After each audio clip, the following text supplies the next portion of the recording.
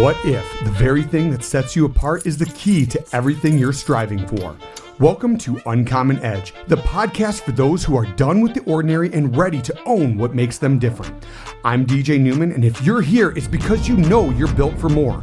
You're uncommon by design, ready to break boundaries and build a life of purpose, success, and impact. Each week, we'll dive into hard-hitting strategies, raw stories from the trenches, and the tools that will sharpen your edge. From game-changing lessons to deep-diving interviews, this is your space to rise up, build, and make your mark. Whether you're growing a business, dreaming of starting one, or looking to level up in life, you'll leave each episode with insights and inspiration to make it happen. You weren't designed to blend in, you were designed to stand out. So if you're ready to defy the norm and bring out your best, let's dive in, get to work. Your journey to owning your uncommon edge starts now. Hey, welcome back. This is DJ Neumann, and you're listening to The Uncommon Edge. Have you ever had a moment where you just felt like no one around you actually understood your goals or your vision or what you were going after? Maybe you're grinding late at night while everyone else is binging on Netflix or hanging out at the bar or going to the parties, and maybe you're excited about an idea and all you get is, yeah, but, or worse, someone close to you says, I just don't want to see you get hurt. That's because you're on the uncommon path. And today we're going to be talking about why that's a good thing and how to stay on the course when no one else sees what you see. We're going to be talking about the 3 phases you'll be going through when you're on that uncommon path. Doubt, the people closest to you will actually question you. Distance, the whole thing about you'll start losing connections as you grow, and respect. The same people who doubted you will actually come back later asking for your advice. And then by the end of this episode, we'll throw in a game plan for how you can handle this journey without getting lost or discouraged. But before we dive in, if you know anyone with an uncommon edge, someone who's built something credible or has a unique trait to share or something along those lines that will impact the listeners on the show, send them to uncommonedgepodcast.com to apply to be on the show. And if it's you, go ahead and do that as well. So let's dive into this. The 3 phases of the uncommon path. All right. Phase 1, the doubt phase. Are you sure about that? Have you seen that meme? Are you sure about that? Are you sure? This is the part where people look at you sideways, right? Their common phrases that you're going to end up hearing is, are you sure this is a good idea? Isn't that a little risky? Why don't you just get a normal job? Like, do you really have time for that? You're spreading yourself too thin. This happens because your growth threatens your sense of security. And when you hear these things, sometimes it makes you stop and pause. But there's some psychology hacks that you can actually use. People don't actually doubt you. They're actually projecting their own fears onto you. They're putting themselves in your shoes and they're playing small because they only know how to act and think small around you. So they're doing the things that they think are best, but they don't really know what's best for you, just like you don't know what's best for them. When someone says that's risky, what they really mean is, I would be too afraid to try that. So if you're getting these things, try to do the Uno reverse card and flip the script in your mind and say, they're only saying that because they're scared. That doesn't mean you have to be.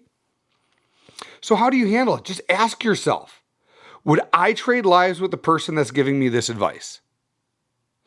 If the answer is no, why are you even listening to them? This is a hack that I've used quite a few times.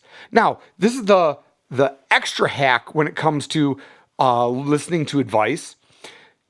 Not everybody's perfect on every little thing. There have been mentors of mine that have been in business that it's like, oh my God, yeah, they're awesome in business. But then I look over to the side and I see their family's falling apart, or vice versa. So look at the segment that you want to get advice from and the things that you're idolizing about on those types of things, and then take that advice on that particular section. It doesn't have to be the whole package.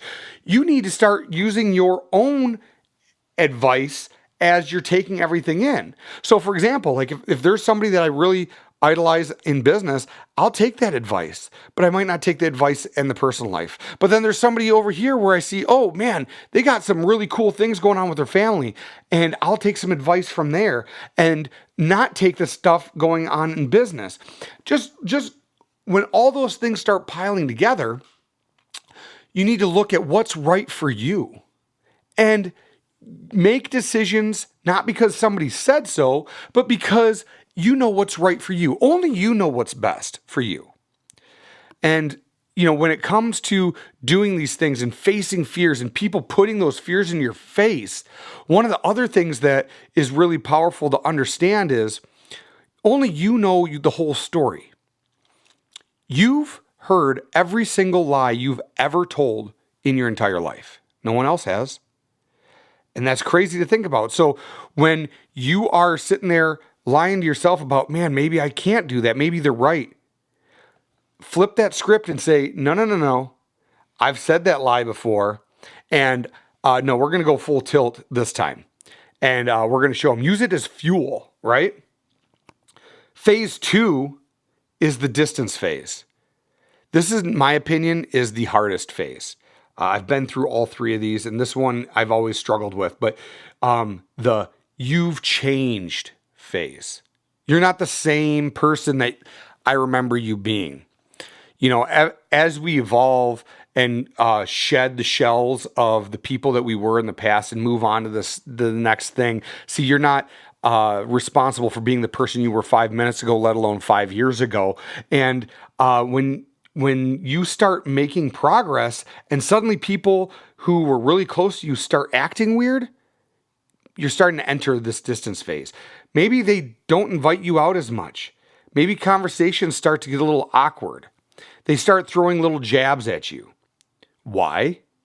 Well, it's because when you involve, you force them to look at their own life. And that gets really uncomfortable. Not just for you, but for them.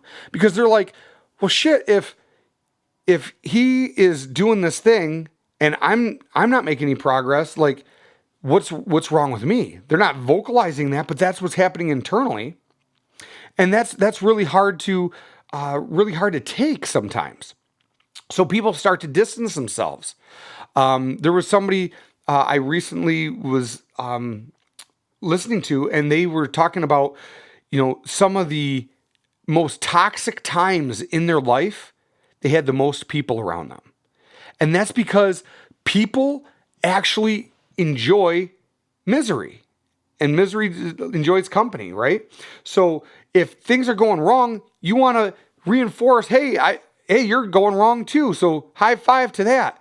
But when you break out of that shell, well, all of a sudden they have to take a good hard look at themselves. It's called the crab trap. If you've never heard this analogy before, it's like a crab trap. The way that crab fishermen hunt, they throw big cages down in the bottom of the ocean floor with some bait in it. And the crabs go into the cage and then they start eating the bait. And as more and more crabs get in the trap, and the food eventually disappears from all the crabs eating it, some crabs will start to realize there's nothing left there for them, and they'll try to get out of the trap. But the other crabs instinctively will grab them and pull them back in, sometimes ripping limbs off of the crab trying to escape. And they hold the crabs in the crab trap until eventually the fisherman pulls the crab trap up and captures everybody. And that happens in inner circles, inner cities. It happens all over the place when you are allowing the people around you to hold you back. And it starts with that phase 1 that we talked about, that doubt. But then when you get into this whole section of where distance starts to come, that gets really hard sometimes. You might hear people start to say, oh, you're different now. Or I miss the old you. Or money changed you. When you finally start making some. And here's a fun fact about money. Money doesn't change people. It only amplifies people. So someone that's inherently good and gets a lot of money is going to do a lot of inherently good things with it. And people that might be inherently bad will ultimately do bad things with that money. That's kind of a fun thing. I look at that as a magnifying glass more than a changing thing. Maybe the traits that were inherent with that person or within you weren't as loud as they were until you get the means of being able to do it more. So here's some psychology hacks to deal with this section. People want you to win, just not more than them. What about that? You always hear about the people ahead of you will never knock you down because, they want to reach back and bring you up. But what happens if you surpass them? It takes a really strong-willed individual to still root for the people that are ahead of them. And your success can feel like a mirror reflecting back on the lack of progress that they have. And that can be really painful. So that's why this distance thing happens. And what happens psychologically with you is when the distance starts to come into play, distance makes the heart grow fonder. Have you ever heard that? All of a sudden you start longing for those relationships. Well, I don't want to lose those relationships. And I've heard many of my mentors say this, and I've experienced this myself. Some of the biggest wins in my life have always come with the sacrifice of something else. You got to give something up to get something else. It's like having a plate of spaghetti. This is kind of a weird analogy, but it's like having a plate of spaghetti. You pile that spaghetti on as much as you can, and that plate represents your life. And if you put too much spaghetti on there, it starts falling off. So in order to put a meatball on there or whatever other toppings that you want, maybe sometimes you got to remove some of that spaghetti off the plate in order to make room for the other things that you want. Right? So how do you handle it? And this is easier said than done. I still struggle with this to this day, but stop explaining yourself. That one's a hard one for me. A lot of times we feel like you got to justify, the things that you're doing. I'm doing this thing because I'm doing blah, blah, blah, blah, blah, blah, or whatever it might be. And in reality, they don't care. They don't care. So don't explain yourself. If you know in your heart of hearts that this is the right move for you and your family and the people that you're supporting around you, maybe you're a business owner and there's a lot of other mouths that are dependent on the choices that you make, stop explaining yourself and build the things that you know need to be built. And then just keep moving forward. And the right people will either evolve with you or be replaced by better people. I'm going to say that again. They're either going to evolve with you or they're going to be replaced. Most likely, the team that you have right now at work or the people you're surrounding yourself with right now are only here for a season. They're not the people you're ending the seasons of life with. Jim Rohn talked about that all the time, seasons of life, where with everything that's good that happens, bad will surely follow, and everything that bad that happens, good will surely follow, just as sure as spring comes next summer, comes next fall, comes next winter, right? And then rinse and repeat. And each season has its pros and cons. The same thing happens when your circle evolves. You're moving into the next season, into the next chapter, and it's okay. And sometimes those people will come back later on, just like spring comes back. And then we move into phase 3, the respect phase. How did you do it? How did you do it? The funniest thing that happens is when you succeed, the same people who doubted you in phase 1 or distanced themselves from you in phase 2 start to come back and like they've always believed in you. Oh my God, yeah, I knew it. I knew you could do that. It was crazy. I had some people that thought I was nuts, and then I went to Dubai and spoke on stage in Dubai, and I came back and they saw some of the pictures, and all of a sudden it's like, oh my God, you're doing amazing things, this, that, and the other, when they couldn't have been bothered less by some of the things that I wanted to talk to them about. Very few people, when I talk about like business and the stuff that we're talking about in this podcast, like really truly engage in it. It's like only the ones who really get the uncommon edge aspect and want to nerd out with me on these types of things. I have a handful of people in my crew that love to do that. And I love talking about those types of things because everybody sees things from different perspectives, and they will eventually start spitballing more ideas and helping you evolve up. And that's fun. And sometimes people who doubted you in the past can be that person for you. Those are natural human instincts. But man, when you start hearing phrases like, man, I always knew you had it in you, or hey, can I pick your brain sometime? Oh, can I pick your brain sometime? That one is tough, because you spend hours and hours and hours refining and honing on your edge. Has that ever happened to you? Let me just pick your brain. At first it's flattering, and oh yeah, let me take you out to lunch. Sure. And we go out to lunch and we have great conversations and all that type of stuff. But then they get their information and then poof, they disappear or what have you. That I've had that happen. But now, more recently, it's getting to the point where people are saying, hey, I'll pay you for some of your time. And you know what? Shame on me for not earlier on having more respect for my time. It's the most valuable asset that you have. You spending your time with me right now, this podcast isn't free. You're investing your time. That's more important than money. Crazy to think about it, but that's true. And that's why every time I come in here and start doing some recording, I want to make sure that I'm delivering something to you. So when you leave this podcast or you go about your day, you're going to have some type of executable actions that will level you up or get you inspired, get you fired up, whatever it might be. But at the end of the day, you just need to understand that you didn't do all this work and sharpen your edge to prove them wrong. You did this to prove yourself right. And the people who truly support you will have been clapping for you the entire way. I'm lucky enough to have a handful of people that do that. And the weirdest thing that happens as you go through these three phases, and some of you probably have gone through all three, or maybe you're just experiencing one or two, but as you go through these, you'll find out that some of the people that are clapping for you the hardest are usually complete strangers or people that you've just met, because they're aligned on the path. See, with two different visions comes division.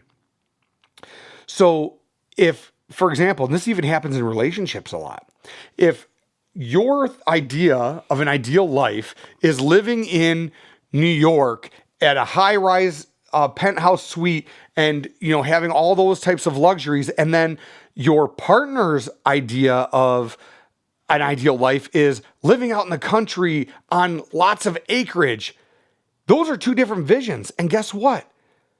I've only seen that work out once, and that was in Green Acres, and I don't even know if that worked out 100%, right? So I want you, if you're old enough to know that show, but I want you to understand that with those different divisions come a lot of issues that can end up being at play. So I want you to stay focused when no one gets it. Like, I want to give you some actual accountable actions, actionable items with no fluff, no BS on how you can level this stuff up. And some of the stuff we may have touched on a couple episodes earlier, but it's worth a rehash. Number one, build your inner circle with intent.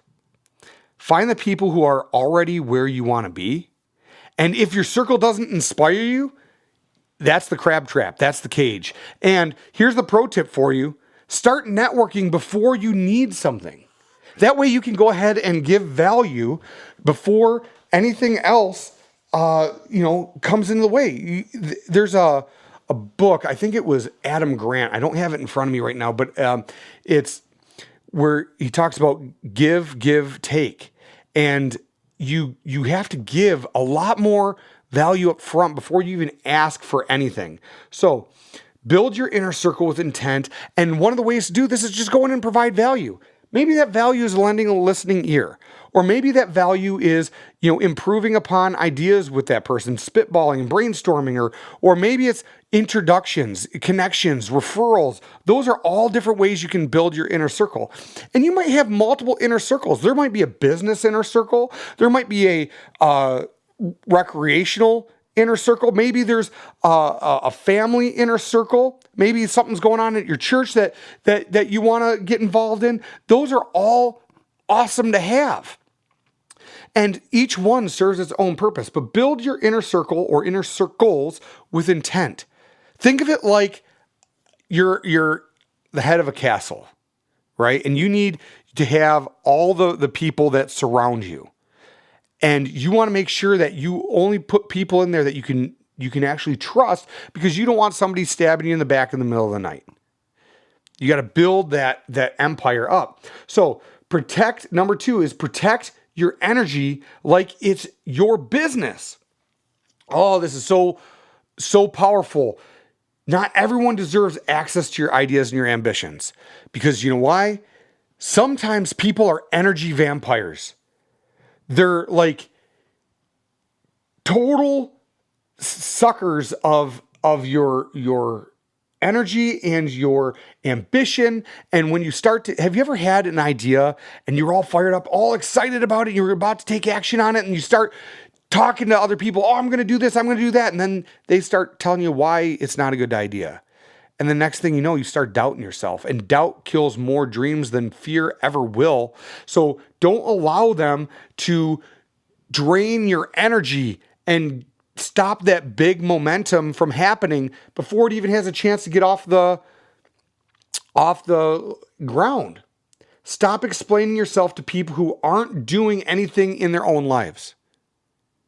Why are you wasting your time? Maybe it's your parents. Maybe you sit there and you know it's instinctive. You want to talk to your parents about all the big things that you're doing, the books that you've read, the courses you've been through, the actions that you're taking from those books and those courses, or your network group, or whatever it is, and how you're leveling up in life, how you're leveling up in business, how you're leveling up in your relationships. You want to talk to them about all that stuff, but maybe they don't get it. And that hurts. That hurts a lot. At the end of the day, though, you need to take a moment. And this is what I've done. I need to stop doing the you need tos, but what I've done is I've understood that they can understand it from their level of perspective. And that's a big mental shift.